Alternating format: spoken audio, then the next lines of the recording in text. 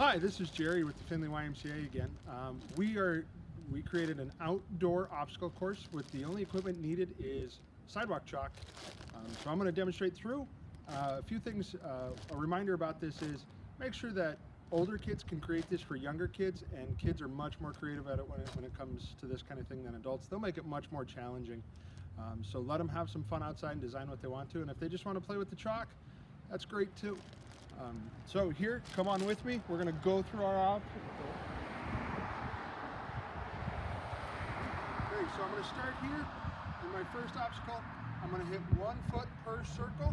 I'm going to go circle, here, here, and now I have a balance beam. It's really high up. I got to be careful.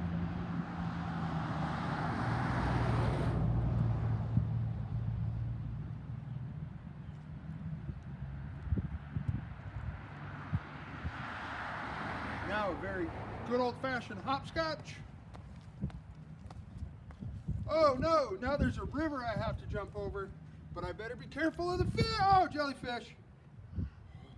So 1 foot or 2 foot per lily pad per circle. Now I have another balance beam, except this time I'm gonna go sideways and slide to keep that going.